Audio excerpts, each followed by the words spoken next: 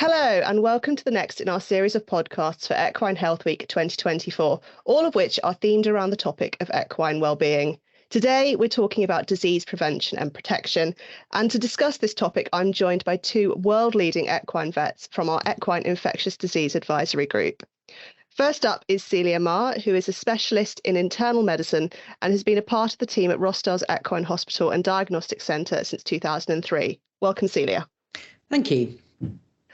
And joining her is Richard Newton, who is the Director of Epidemiology and Disease Surveillance for the Equine Infectious Disease Surveillance Group, which is based at Cambridge Veterinary School. Welcome, Richard. Thanks, Rachel. So I think probably the first place to start then is what are actually some of the common infectious diseases that pose a risk to the UK horse population? Richard, do you want to take this one? Yeah, I'll kick things off, and I'm sure Celia's got her own view on what's important. But in terms of sheer numbers of diseases being diagnosed in UK horses, strangles is the top of the list. That's a bacterial disease caused by a streptococcus bacteria called Streptococcus equi, and we make several hundred diagnoses are made by the laboratories. There's probably many more cases than that occurring in the UK. There is a related bacteria called Streptococcus zooepidemicus, and that accounts for some disease that particularly young horses get, but can also affect the fertility in mares. One that was quite notable back in 2019, which I'm sure many people are aware of, and through the need to vaccinate, is equine influenza. That's a viral disease. That's stayed with us since 2019, and we're making probably between 20 and 30 diagnoses every year of that disease, and that can come in from overseas with imported horses and cause local problems, particularly where animals are not vaccinated. A recurring problem which we have every year is caused by equine herpes virus, and whilst there are 9 different types of that virus, the one that really causes problems is EHV1. And that can cause respiratory disease, although the main problems are in that it causes abortion and death of newborn foals. And most importantly, it can cause outbreaks of neurological disease. And we saw that with a large outbreak in southern Spain back in 2021. So those are the sort of 3 main types: bacterial disease and 2 viral diseases that cause the major problems. But I'm sure there are many other diseases, Celia, in foals, for example, that you deal with. Yeah, exactly. So you've kind of, I mean, it is just all about your background. You've given the epidemiology answer, which is really about outbreaks and prevalence, and which is the most prevalence. If you look at it from a kind of clinical perspective, I guess my answer really reflects my own sort of location. I'm based in a hospital, so the things that actually come into the hospital, in other words, things that make horses really ill, I would definitely put GI infections up there. So obviously we have our very young foals, which are susceptible to diarrhea. Notable causes there are rotavirus, and then also just septicemia. And in the slightly older horse, actually, parasites are probably far more impactful than people realize. Everyone knows that horses get worms, and for the mature adult, that actually is something that it may cause some level of medical problems, but not really life-threatening medical problems. But in the younger age group, up to about 2 years of age, then we're seeing increasingly problems with cyathostomiasis or small redworm. So I'd put that one on the list. And then, because even just looking at the diseases that you've mentioned, strangles, the facts are that strangles is the most commonly diagnosed thing. But for the majority of horses, not all of the horses, but the majority of the illness is relatively mild.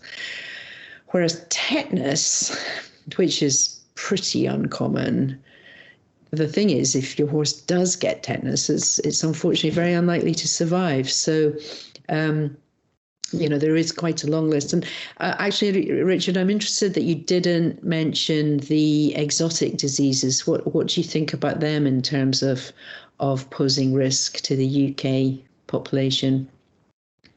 Yeah, I agree. I think they are a threat, and I'm sure we'll come on to discuss those in more detail. But we are, thankfully, at the moment, we're not seeing much of that. But it's definitely a risk, and those different diseases come in different forms. No doubt we'll talk about West Nile virus. This is a disease that causes neurological disease. It's transmitted by mosquitoes. The virus is harboured in birds, and it's getting closer. We're seeing it in northern Germany now. We're seeing it in mainland Europe. And we've been worried about it for quite a while. And there are other diseases as well. Equine infectious anemia occasionally crops up. That's an interesting disease because it can lay almost sort of clinically silent. We have chronic carriage of the virus, and if we're not looking for it and detecting it in imported animals, then it can crop up and cause problems. So yeah, the exotics are there, and we have to be on our radar in terms of surveillance. But I think what you saw there in those answers was an interesting contrast, and that's why I think hopefully Celia and I complement each other in this: what's out there in the general population, and then what might pose a risk for animals getting referred into hospitals. And they're not all necessarily the same thing. And the diseases that I talked about, there wouldn't necessarily be many of those getting referred into equine hospitals, and when they do, they cause particular headaches and concerns for the likes of experts like Celia, and she's grinning and she knows what I'm talking about. Yeah, well, obviously in the hospital, we're very fortunate here that we have a nice unit to be able to deal with horses that potentially have infectious disease, but certainly it is challenging. We have to have higher levels of biosecurity. Everything just takes more effort, but that's why the hospitals are here. We're willing and ready to receive these horses, but we clearly have to think very carefully about where they're going to be housed, extra levels of biosecurity, how we're going to deal with their bedding and all the potential that the disease could spill out beyond that one horse. Well, that's us sort of suitably scared about the variety of things out there that could affect our horses. But what are some of maybe the common signs and symptoms that owners might spot that indicate their horse has become victim to a disease? Well, I'll pick this one up. So the single most important clinical sign that is kind of common to many infections, viruses, parasites, bacteria, fungus, whatever you think, is fever, actually. And, people, if you haven't got a thermometer, then you should probably invest in one. So that's, I think, taking a horse's temperature is the single most important thing people can learn to do. That would apply to both the kind of outbreak type situation, the diseases that Richard mentioned, flu, strangles, herpes. Often the earliest clinical sign is an increase in temperature, and it's actually really quite useful if you kind of know your horse's normal temperature, because if you ask 10 vets, you might get slightly different answers to what constitutes a fever. But I would say that certainly 39 degrees is a definite fever, and between that zone of 38.3 and 39, it certainly should be an amber warning flag, if not a red warning flag. So, but if you know your horse's normal temperature, particularly if you're in a situation where let's say you know that there is some infection going around the group of horses that your horse has contact with, by monitoring its temperature, even an increase in baseline temperature, which doesn't actually hit the threshold of having a fever, but that slight increase in temperature could be an early warning sign. So yeah, fever, that's the number one. And then I think it's going to depend on which particular infection we're talking about. So influenza, strangles, herpes, as Richard's mentioned, they really involve the respiratory tract. So we might expect to see things like nasal discharge, coughing, sometimes enlargement of the lymph nodes around the throat, and of course with strangles, that's how it got its name. So the horses with strangles can really have quite large abscesses forming around their throat, to the point that it can make it difficult for them to swallow, it can make it difficult for them to breathe. And eventually those abscesses may actually burst and you'll have discharge from the abscesses. But that's a little bit further down the line. And then some of the other diseases that I mentioned, rotavirus in foals, or indeed cyathostomiasis, then those would tend to be more gastrointestinal signs. So it might be colic, it might be abdominal distension, or it might be diarrhea. And then I think the third group of clinical signs that makes me think that infection must be ruled out are neurological signs. And the neurological system obviously controls movement. So you might see that your horse is walking strangely, it might seem weak. With equine herpes virus, sometimes the first clinical sign is the horse is unable to rise. So things that are changing the way that it's moving. Tetanus the same. There are quite a constellation of signs that we see with tetanus, but what people often notice first is a sort of strange gait. The horse seems very stiff and stilted. Now, actually, there are other more common non-infectious causes of neurologic signs. So just because you have neurologic signs doesn't mean that you definitely have infectious disease, but it certainly means that infectious disease needs to be ruled out. So yeah, those would be the three big groups: respiratory signs, GI signs, particularly diarrhea, and neurologic signs, which often show up as something's gone wrong with the way the horse is moving. Yeah, I would just add, I totally agree with everything Celia said, and great that she highlighted the importance of the horse's temperature and that changing as possibly the first sign as part of its response to, in the same way that we may do as humans respond to an infection. The other thing I just wanted to draw attention to now is that there are some technologies coming around which in time I think will make this much better in terms of doing it more regularly, doing it across all the horses. You know, people need to be careful taking temperatures, but it can be done if you go about it and get the horse used to it. And I think it's good to regularly do that. Ideally, you'd be doing it twice a day, morning and night, because of these diurnal rhythms. But now there are chips, identification chips that can go in, and they've got a thermal element to them, which means that you can read the temperature from the horse by just scanning that chip. And there are some other technologies, particularly they're used, I think, when shipping horses long distances. These probes that go under the bottom of the tail, and then you can remotely access what they're telling you, so people can respond quickly to those things. And I think getting the early warning about the temperature is really important, because that's your chance to do something early, possibly before the horse becomes highly infectious. You can move it out of a group, isolate it away, and hopefully that would give you the chance of reducing the impact of any infection that animal might be incubating. Yeah, I'd agree, Richard. I think these thermal chips are going to be a real game changer, actually, because it's just becomes, particularly if you're managing groups of horses, it's just much easier to go in and wave your phone at the chip, and you have a log of what the horse's temperature is doing, and that technology is moving really quickly, isn't it? Yeah, it is, and I think not many people will necessarily be dealing with racehorses, but I think that's come in now. So foals are getting those put in, and as the population changes, it'll just become routine. So I think, as you say, it's a game changer in time.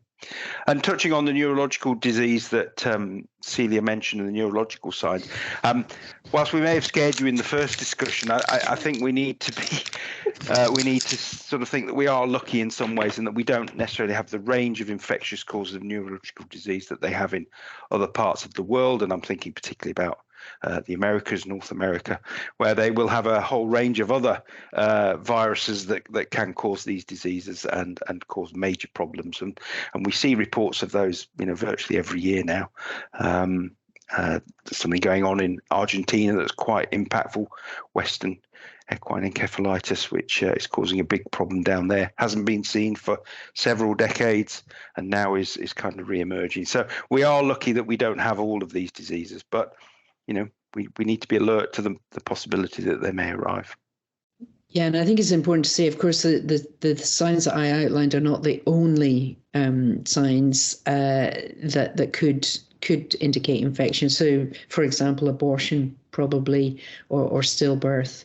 One would be concerned that there might be infection there. So, fundamentally, obviously, if you're in that situation, it's really important to just speak to your vet, perhaps arrange for some further testing. No, clearly, it's not going to help that particular foal, but it might be very important for the other horses on the property to know whether infection is involved with these sort of losses. Yeah, and I think, that's probably a key thing for all of these diseases, really, is if people are looking at their horses and noticing that things are a little bit different, as you say, maybe that temperature's creeping up a bit, is to get on the phone with their vet, because a lot of the time is of the essence, as you've alluded to there, Richard, that, these diseases can progress quite quickly, and the sooner you nip it in the bud, you get the vet involved, the more likely it is that your horse is going to recover quickly and return to its normal self. Yeah, absolutely. Speed can be everybody's friend if it's acted upon early, and we see several examples every year where that advice is not heeded, and perhaps you're several cases down the line, and as Celia was saying, that could be several unfortunate mares that have aborted because they are transmitting an infection between them. And often if we're talking about equine herpes virus 1, that first case can be the source of quite a lot of virus, which wasn't necessarily there before she did lose the foal. And then you may be playing catch up, and following the HBLB international codes of practice is really important. I need to give that document a plug. It's quite an old document now in terms of when it first came in, but it's reviewed and updated every year. Diseases are added to it. The advice that's in there is updated depending on what the science is telling us, and herpes is one of the really key diseases that it looks to help the industry, those that are breeding horses, manage effectively. So that's a good go-to document that I would advise anybody to seek out and get more information, and particularly advice on how to manage problems when they occur. Or indeed, you could have the EquiBiosafe app, which is also getting a little old now, but it's basically an app form which encompasses the HBLB codes for breeders, and also a related document which is for horses in race training. But you can have it on your phone, and every time the HBLB codes are updated, that app gets updated along with it. Well, we'll make sure that both those assets are signposted on the website, on the Equine Health Week page, so people can follow those links if they're interested. Now, one of the key things we can do in this country to protect our horses from disease is vaccination, and it can be a contentious topic. There's a lot of discussion around it. Now, what is the current advice regarding vaccination for horses in the UK? Richard, do you want to go first, or shall I? Yeah, I will. Yeah, I think it's really important to also have to think about their own horse's situation. There isn't a one size fits all for all horses and everything, must go through that.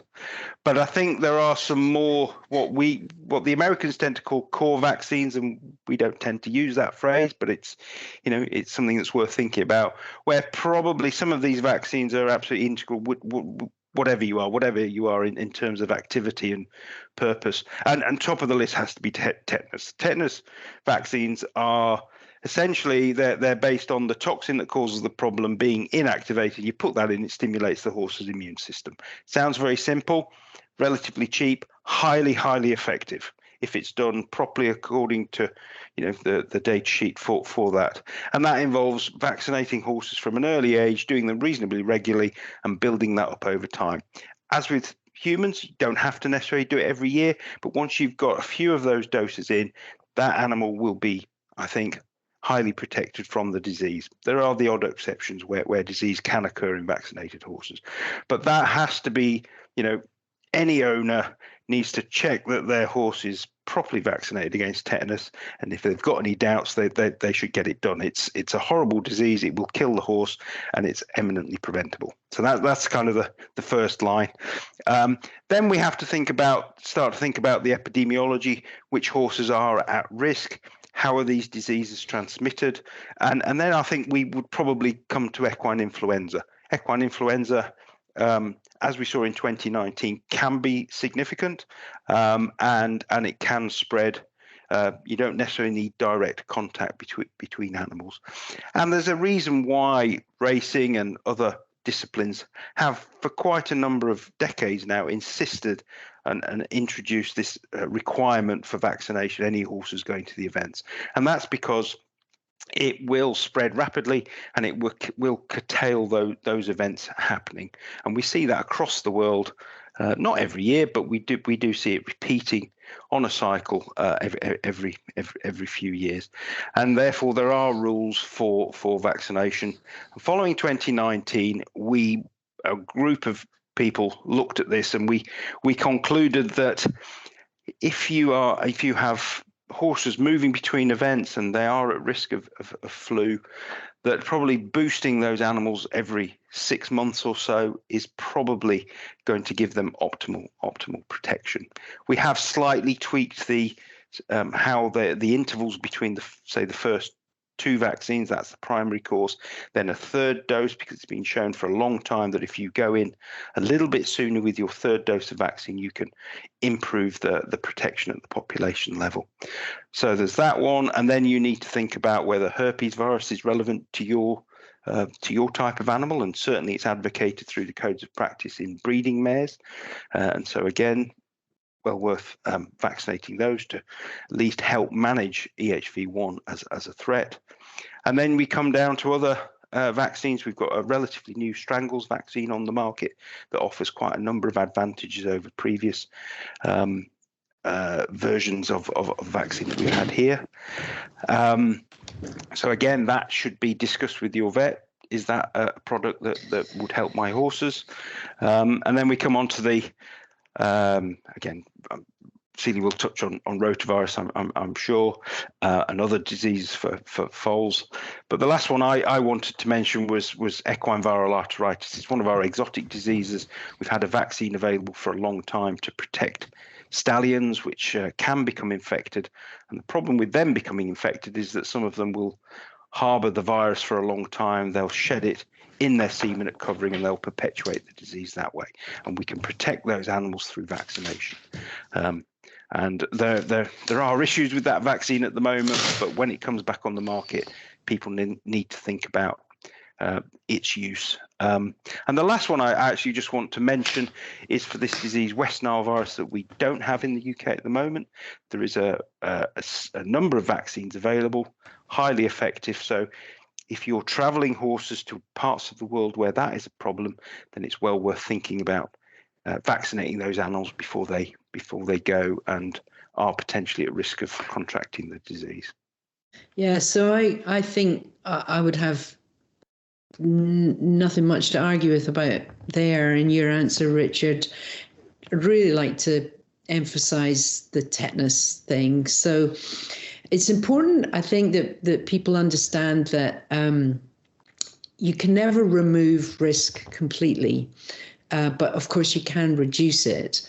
And so in the case of tetanus, there is every single horse, no matter what it does in life, in the UK, is at risk for tetanus, because tetanus it's caused by a spore-forming organism. It's in the ground, and horses are outside. They get little wounds and nicks and things like that. And unlike us, who live indoors and have clothes on, every single horse is exposed to tetanus. And the thing is, you will occasionally see clinical signs of tetanus in horses that have been vaccinated, but generally, if that is the case, the severity of the signs is much reduced. The chances of the horse actually surviving the disease are enhanced. But most horses in which I have seen tetanus, 1, do not survive, and 2, have not been vaccinated. And it's a simple, relatively inexpensive vaccine. There's just, to my mind, no reason at all why there should be any British horse that doesn't benefit from tetanus vaccine.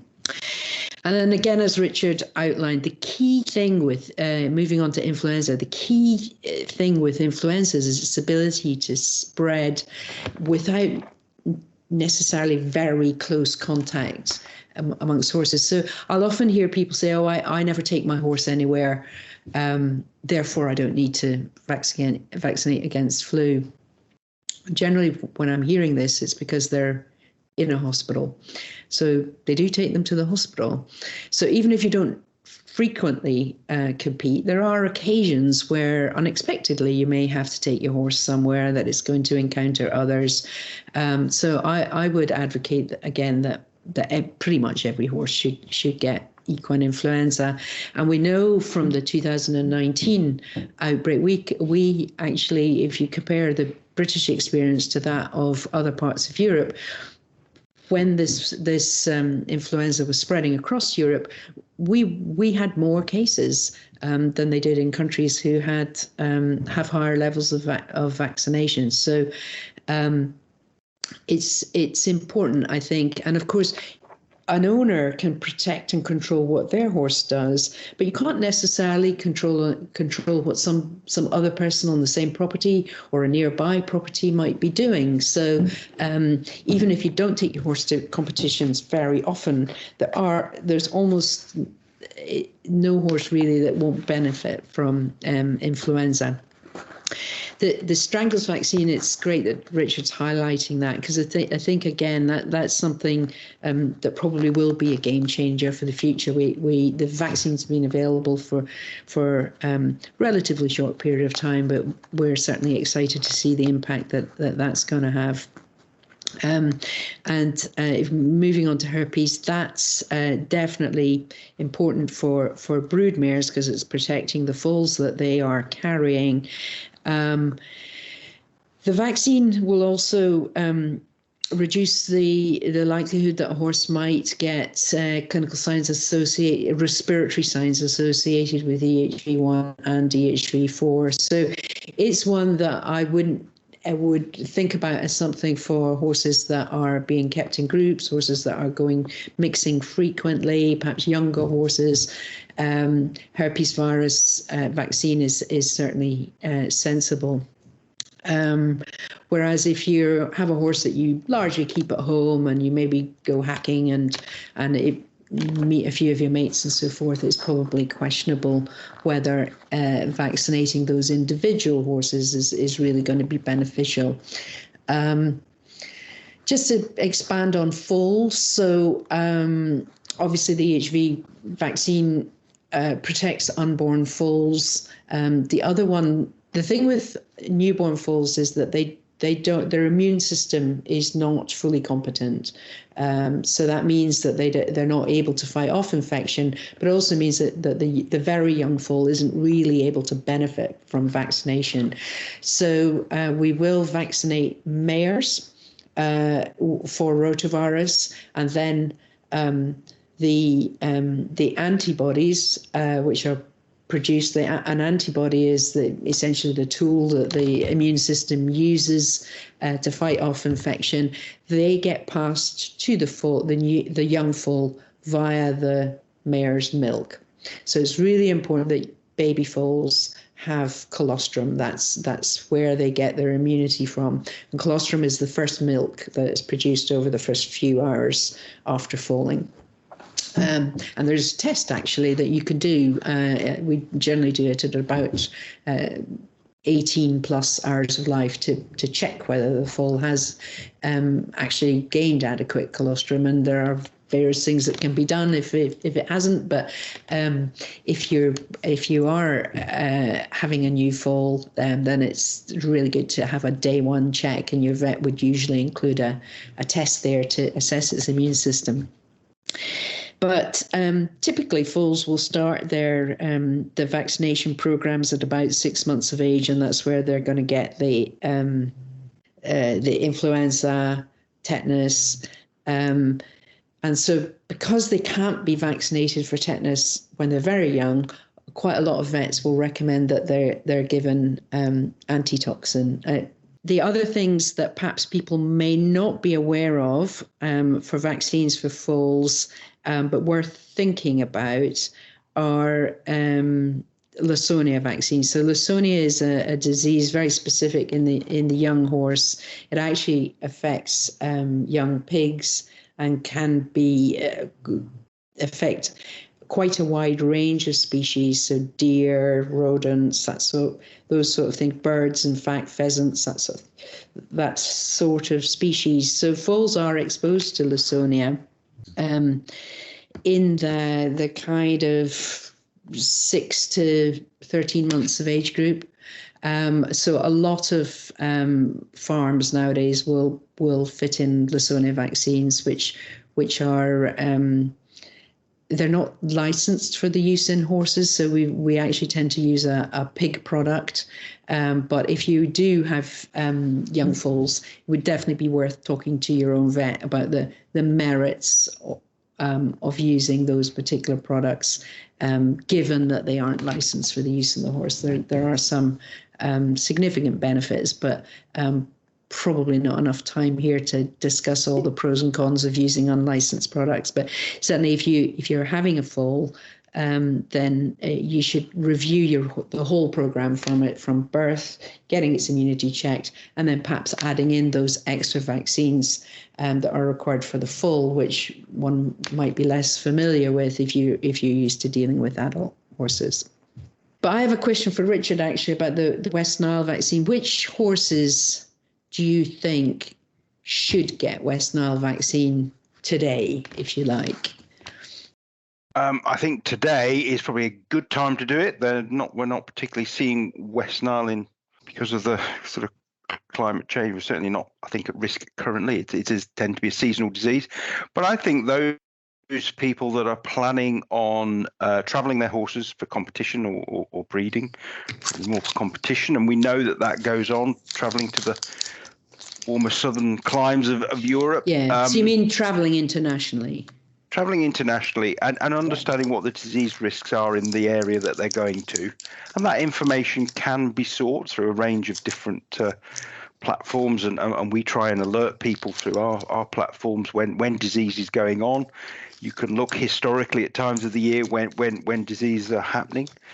And I would just note to people that whilst we say we haven't got West Nile, we haven't got it circulating and causing disease in the same way that they see it in other parts of Europe and North America.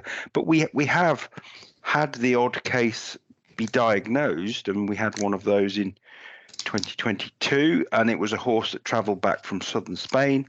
It was out there for several weeks.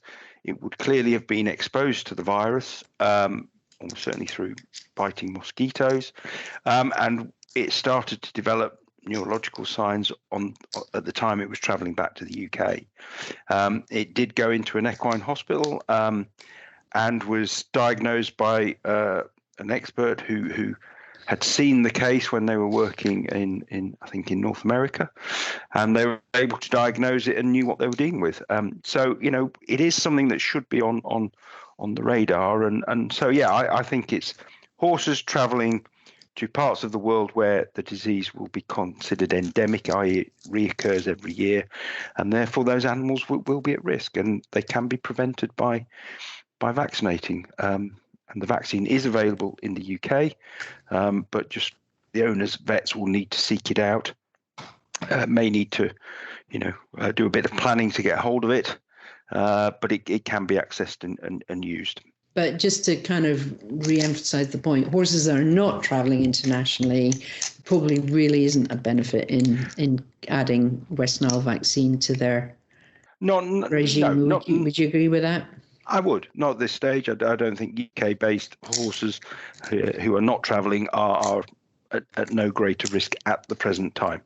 Obviously, we are looking out for any, sometimes you reach that tipping point where suddenly there is a disease, disease in a different species, blue tongue virus. We didn't have that in Northern Europe until quite recently, and now the UK has got it. So suddenly the situation can change quite dramatically, and that's what we're here to help people with, and we will certainly publicise that if that situation changes. Yeah, and I think it's probably one of those. It's key to work with your vet on this. But what's best for you, as you both said, for your individual horse, your individual set of circumstances. Now, one of the things that we did touch on there was the idea of booster vaccines, and obviously there are rules around this about the gaps you should leave and how regularly those should be done. Why is it so important that a booster vaccine is done within that recommended time frame? Okay, I think it's important to note that before vaccines come onto the market and are made available to a large number of animals, they have to go through some very rigorous testing to demonstrate that they are efficacious, they do the job, they prevent the disease, and that their dosing regime is appropriate for that. And yes, people may get a bit confused that different vaccines have different dosing regimes, but that's because the work that's had to be done has demonstrated that what's on the data sheet, what's on the label, if you like, is what's most effective for that product. Sometimes we find with experience in the field that actually we have to do it more frequently in order to even optimize what was originally found, and that's the case with influenza. But generally speaking, by following what the label says, we should be optimizing effectively the immunity across the population that are receiving it, and we'll get the best results. And so that's why, generally speaking, vets putting these in and advising their clients should be following what's on what we call the data sheet, but also keeping an eye on what expert opinion might be saying in terms of, and a lot of that is evidence that's coming from the field to say, well, we're getting failure of vaccine where an animal may have only been boosted nearly 12 months ago. That's quite a long time in terms of having a last booster for something like influenza, which is evolving and trying to evade the immune system of the horse. And of course, very important to keep an eye on the competition regulations as well around vaccines, particularly as say if you're going out doing competition and things. A lot of the time, those competitions have rules about how frequently those vaccines must take place. Yes, they do, and they've been changing over the time. We try and advise the different groups to align what they're saying so that there is consistency, and also not to rush in and do. People have to be warned that these changes are coming, and therefore there is a period for people to get the news of when it is changing. But it is, we are sympathetic. It is a little bit fraught with differences between disciplines, and I'm sure Celia's got a thought on that, because it's tasks.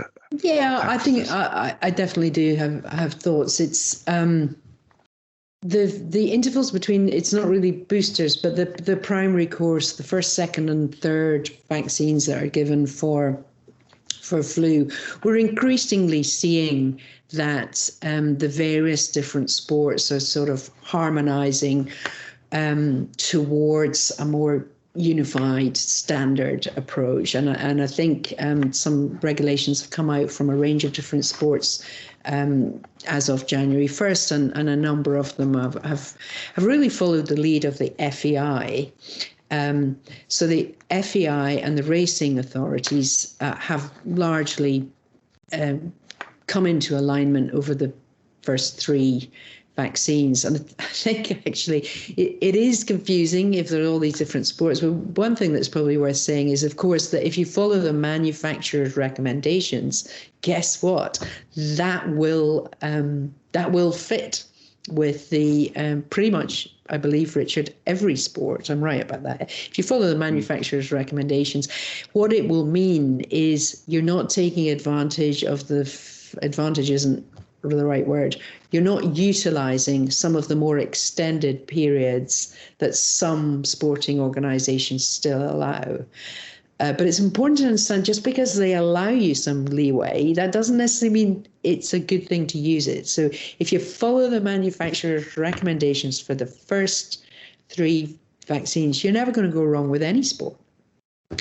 And then where the differences do start to become more apparent is whether or not you're required to have a vaccine within 6 months of competition, which is the FEI rule, or you're required to do it every 6 months, which is the racing sort of rule, versus perhaps some of the other sports where mixing is not quite so intense, the Pony Club, for example, then they are fitting with manufacturers' recommendations and saying do it once a year.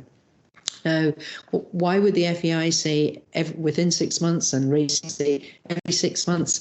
Well, you've got to remember the age difference in the horses competing in those sports. So in racing, the horses are relatively young. They go through their racing career. They're having these 6-monthly vaccines, whereas horses in FEI sports have probably had a much longer sort of background. And so it's quite a practical approach that the FEI has adopted, I think.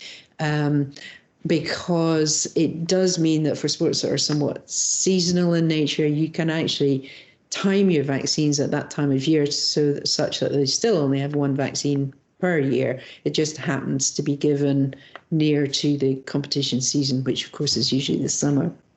Whereas some of the other sports, show jumping, dressage, for example, that go on throughout the year, that within 6 months requirement might mean that they have to have 2 in any given year. So I know that people do find it confusing that different organisations have different rules. One of the groups that both Richard and I are involved in is an advisory group for British Equestrian, and we're working with all the member bodies to try and get them sort of aligning and being more harmonised, and I think the direction of travel really is that pretty soon, hopefully, we'll just really have the FEI rules and can follow those, and that will make it simpler for owners, and it will make it simpler for vets too. But fundamentally, particularly if you're involved in one of the smaller sports, you should check the regulations, but be aware that just because your sporting body might allow you to have some more flexibility, you should definitely not read that as my sporting body is requiring me or encouraging me to go outside of the manufacturer's recommendations. You can never go wrong if you follow the vaccine manufacturer's recommendations, at least with the basic course. Would you agree with that, Richard? I would, wholeheartedly. Yeah.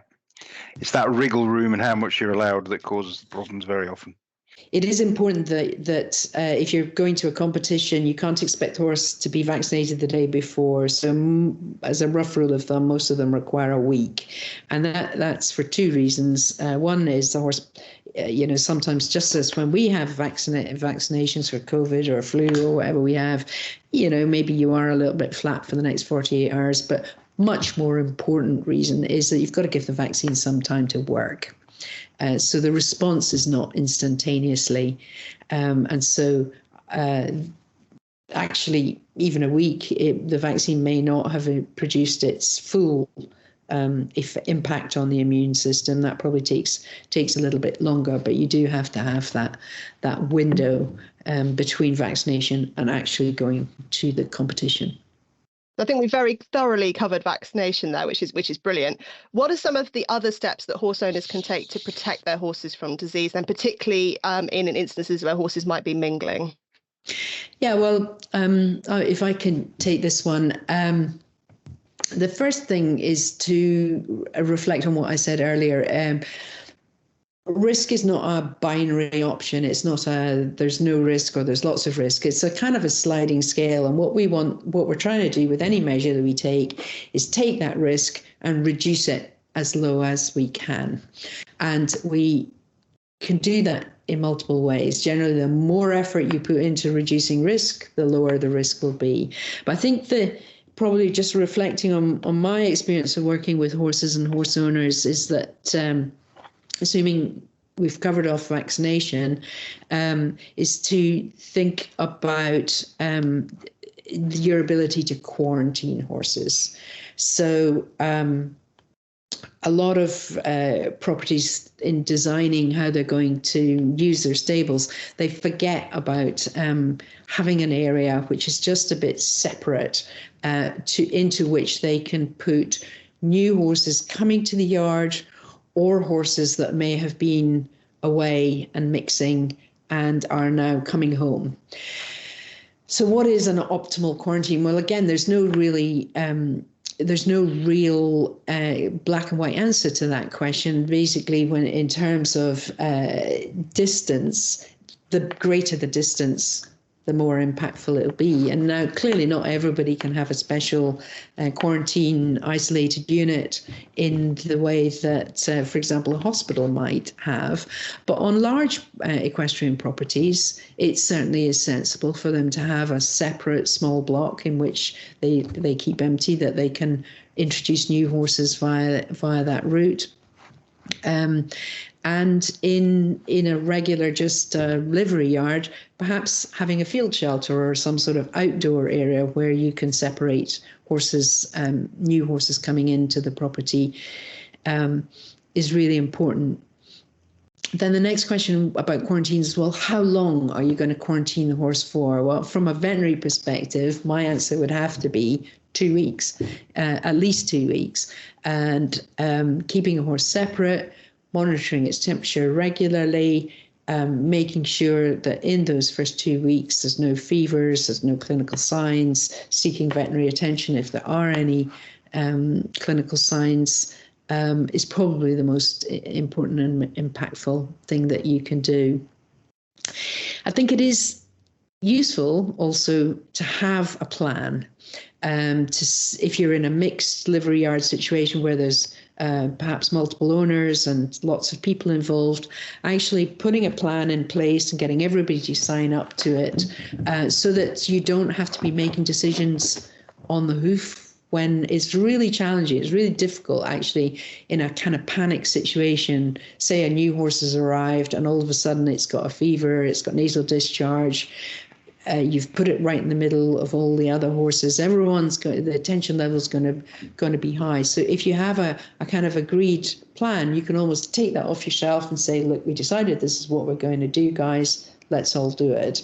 Means that these plans can be implemented far more efficiently and far more effectively. I mean, I agree with everything Celia said there. And if I was to boil it all down to 4 words, which is probably not always sensible, but there's something called the 4 8s that we talk about, and that's vaccinate for obvious reasons, isolate, which deals with that idea of keeping animals separate, particularly if they are showing signs of disease, investigate, which is calling in the vet, know what you're dealing with, get a diagnosis. And then the sort of last one is communicate. And that might be that you're communicating a plan, you're letting people know that you've got a disease, that you've got it under control, etc., and looking to deal with it that way. So vaccinate, isolate, investigate, communicate. And I think if people can adopt those when they're thinking about prevention, and then action if they are unfortunate to have a condition, then hopefully then they working with their vet will be able to deal with it highly effectively. I like that. That's nice and easy to remember. I have to keep that in mind. Now, probably the last thing we want to touch on today, and it is something that's been a bit of a theme actually through our conversation, is these exotic diseases. How much of a serious and I guess an imminent threat are they for our UK horse population? I think, as we touched on before, and we've talked about West Nile, I think it's very hard to judge about how imminent something is. But I think when you're thinking about imminence, you have to look at what's happening and is it creeping closer to you. Unfortunately, we know from examples in other species, and I go back to 2006 when a disease called blue tongue virus 8 suddenly appeared in the Netherlands.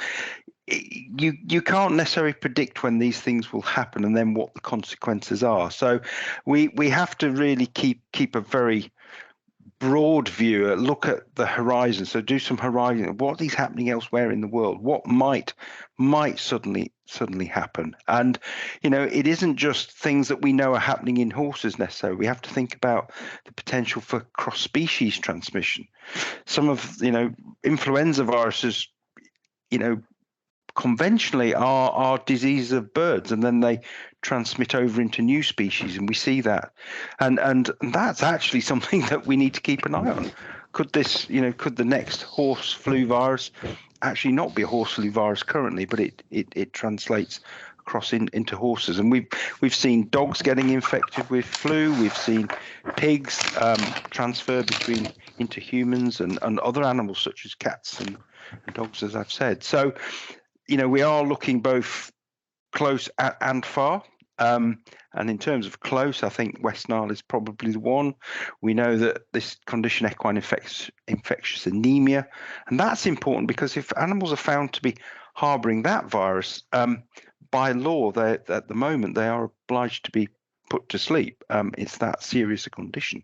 So thinking about that animal that you're bringing in from abroad, have you tested it for these conditions? And if it does come here, is it going to pose a risk to our sort of national disease status? So I've probably again set the alarm bells ringing a little bit, but we can't ignore these things. We have to be aware that they are out there. But yeah, imminent is I don't know. It's a difficult thing to quantify, I think. Yeah, I think if you ask me that question, you get a slightly different answer, and again, it reflects differences in our background. But I would really highlight small redworm, actually. And I know that actually you're going to have a whole session on worming during Equine Health Week, which is great. So I'll just kind of plug it as go elsewhere for more information. But we are seeing more and more problems with small redworm, and there are a variety of reasons for that. One really important one is the fact that the worming products that we have available to us, the parasites are increasingly being resistant to that, and that's it becomes a bit more speculative. But as the weather gets milder, we don't have the hard frost perhaps that we once did. That may well be contributing to it. So it's present and it's increasing. If that's not quite emerging, it's emerged, but it's becoming a more and more important threat. Brilliant. Well, this has been a really interesting session. Hopefully everyone listening has learned something, taken it away, even if it is just to check your horse's passport and check when your next vaccine is due. Obviously, last time we ran Equine Health Week, the focus was very much on these infectious diseases. So if you want to find out more about any of the diseases we've talked about today, there are plenty of resources on the British Equestrian website, loads and loads of talks. Celia and Richard were both involved in that, as was the advisory group they mentioned. So make sure you check that out, get yourself clued up, and there's loads of really great resources on there. Thank you very much, everyone, for listening today. We hope you've enjoyed the session. Make sure that if you've missed any of the podcasts up till now, you check back to, wherever you found this one, and listen up. And we've got plenty more really interesting stuff coming for the rest of the week.